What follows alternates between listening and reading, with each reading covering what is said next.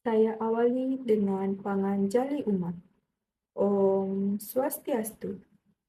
Assalamualaikum warahmatullahi wabarakatuh. Salam sejahtera untuk kita semua.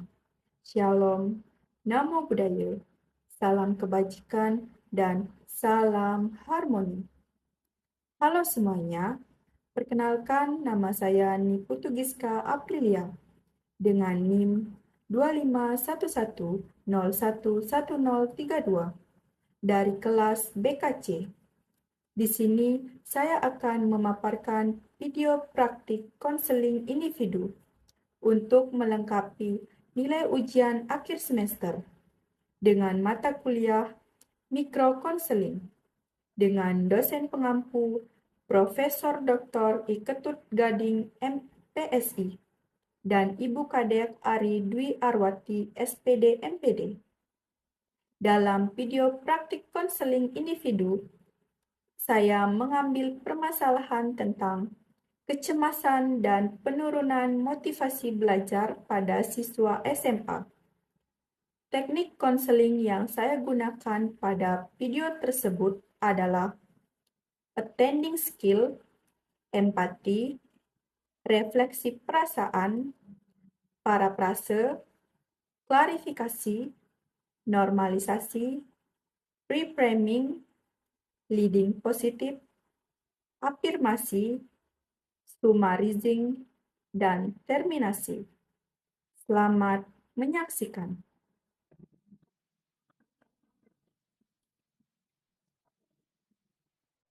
Mas Dastri, Ibu, selamat siang.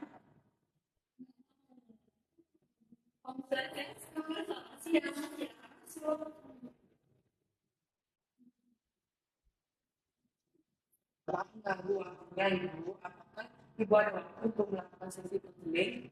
Tentu saja ada. Kebetulan Ibu sedang tidak sibuk. Mari silakan duduk. Terima kasih Ibu.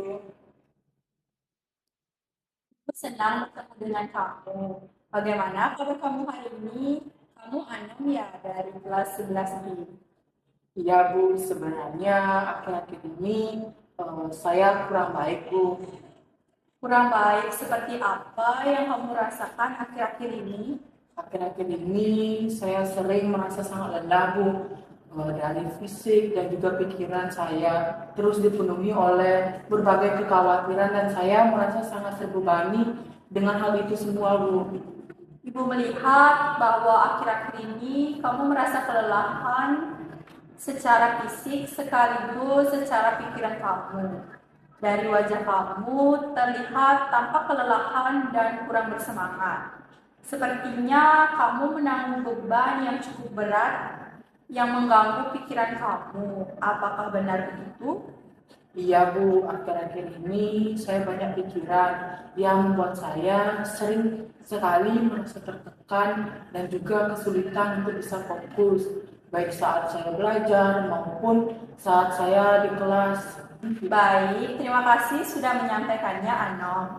Sebelum kita lanjut, Ibu mau bertanya terlebih dahulu. Apakah kamu sudah pernah mengikuti proses konseling sebelumnya, baik di sekolah maupun di luar sekolah?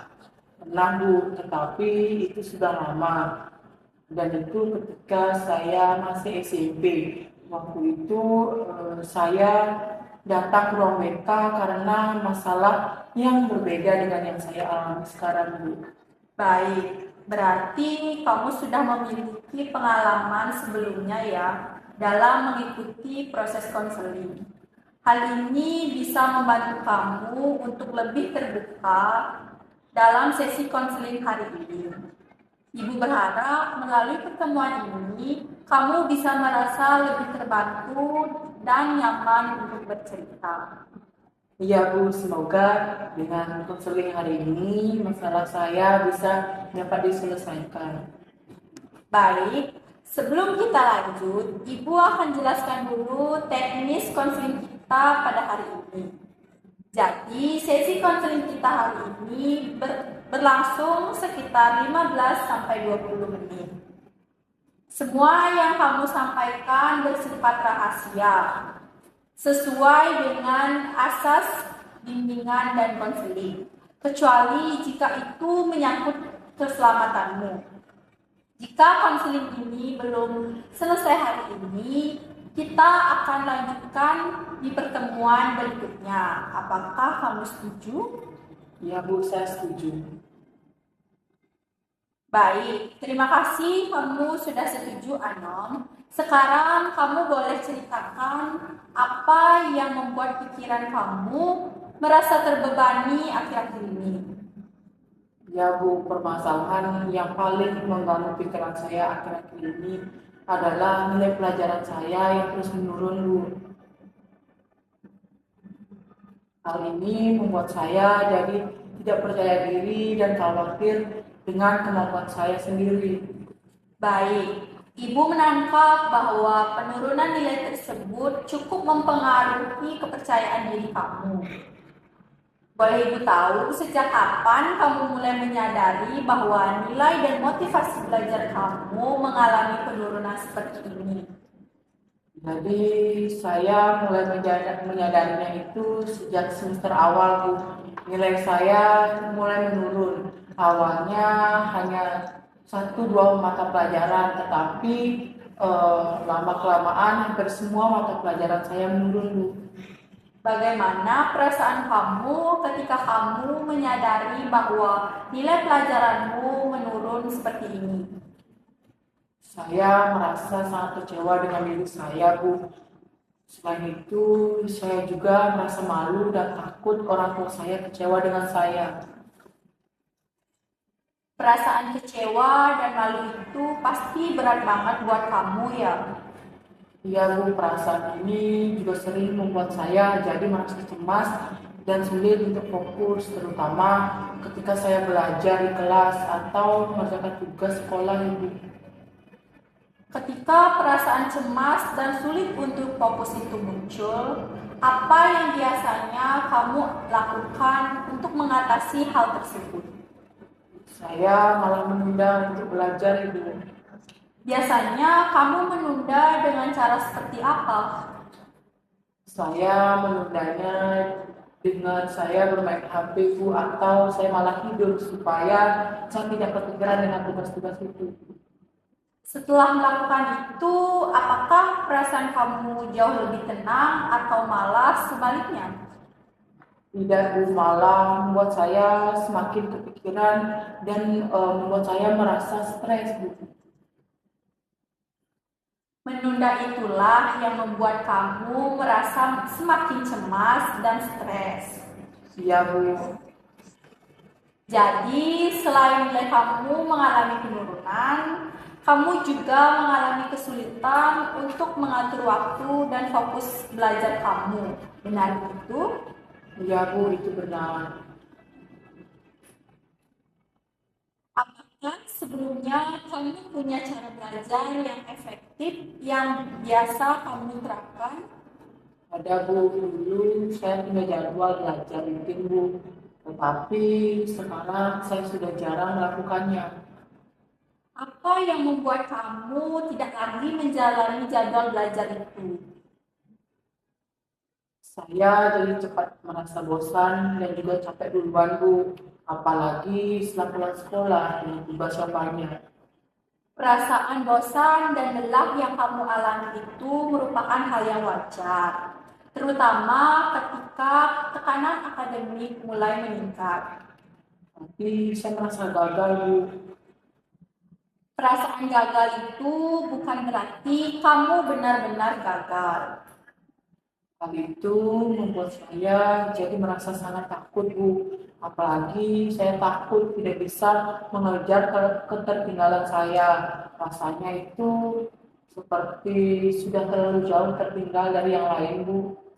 Ketakutan itu sudah menunjukkan bahwa kamu sebenarnya memiliki kepedulian yang besar terhadap prestasi dan masa depan kamu. Ya Bu, saya belum pernah berpikir seperti itu sebelumnya. Apa yang sebenarnya kamu harapkan pada diri kamu sendiri? Saya ingin agar saya kembali konsisten belajar lagi Bu, tetapi saya masih bingung, saya harus mulai dari mana dulu. Baik, Menurut kamu, mata pelajaran apa yang paling perlu kamu perbaiki terlebih dahulu? Saya rasa mata pelajaran matematika dan juga fisika yang perlu saya perbaiki terlebih dahulu, Bu, karena nilainya paling rendah. Baik, itu pilihan yang tepat. Langkah kecil apa yang kira-kira paling realistis yang bisa kamu lakukan untuk dua mata pelajaran itu? Saya bisa memulainya dengan belajar 20 sampai 30 menit setiap harinya dan tidak menunda untuk membuat tugas, Bu. Itu rencana yang sangat bagus. Kamu bisa coba untuk menjalaninya. Nah, saya juga akan mencoba untuk mengurangi bermain HP, Bu.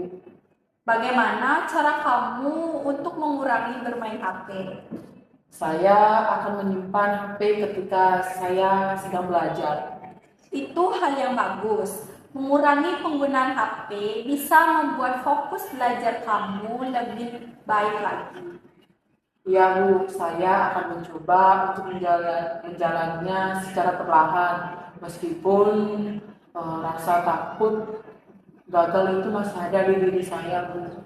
Tidak apa-apa, perubahan itu memang membutuhkan proses dan konsistensi yang baik. Iya, Bu, sekarang saya jadi sedikit lebih optimis untuk melangkah maju, Bu. Menurut kamu, siapa yang kira-kira yang bisa mendukung kamu selain ibu? Saya rasa orang tua saya dan juga teman dekat saya, Bu. Bagus. Dukungan dari mereka bisa sangat membantu buat kamu. Iya, Bu. Bagaimana perasaan kamu setelah kita membahas masalah ini bersama-sama? Saya merasa jauh lebih tenang, Bu, dan saya tidak tertekan seperti sebelum saya datang ke sini untuk konseling, Bu. Itu hal yang bagus. Bisakah kamu simpulkan apa hal yang terpenting yang kamu dapatkan pada sesi konseling kita hari ini? Saya menyadari bahwa masalah apapun bisa diatasi jika saya mau berusaha untuk terbuka dan juga tidak menghindari masalah tersebut, Bu. Itu rangkuman yang sangat bagus. Kesadaran itu adalah langkah awal yang penting buat kamu. Terima kasih, Bu. Saya merasa lebih tenang setelah mendengarkan saran dari Ibu. Sebelum kita mengakhiri sesi ini, Ibu ingin memastikan terlebih dahulu, apakah kamu merasa siap untuk memulai langkah-langkah kecil yang sudah kamu tadi sebutkan? Saya siap, Bu. Saya tidak tahu nanti bagaimana hasilnya, tapi saya ingin mencobanya, Bu. Yang penting adalah kamu mau mencoba, bukan mengharapkan hasilnya. Proses ini sendiri sudah menjadi langkah yang besar buat kamu. Jika saya nanti mengalami kesulitan lagi, apakah saya boleh datang kembali, Bu?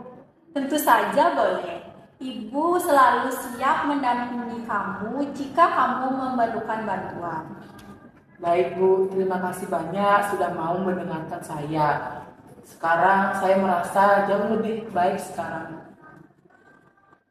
Ibu ingin bertanya, kapan kamu akan memulai menerapkan rencana ini? Mungkin saya akan memulainya hari ini, Bu. Baik, Ibu percaya kamu bisa dan mampu untuk berproses. Terima kasih, Bu. Sama-sama, terima kasih juga sudah mau terbuka dan berani menceritakan semuanya. Kita akhiri sesi kita hari ini ya, jaga diri kamu baik-baik. Ya, Bu. Selamat siang, Bu. Selamat siang. Itu saja pemaparan video praktik konseling individu dari saya. Jika di dalam video ada kekurangan atau kesalahan dalam proses praktik konseling berlangsung, baik disengaja maupun tidak disengaja, saya mohon maaf sebesar-besarnya. Semoga video praktik konseling individu dari saya bisa bermanfaat bagi kita semua. dan saya ucapkan terima kasih. Saya akhiri dengan Parama Santi. Om Santi, Santi, Santi, Om. Wassalamualaikum warahmatullahi wabarakatuh. Salam sejahtera untuk kita semua. Shalom, Namo Buddhaya, salam kebajikan, dan salam harmoni.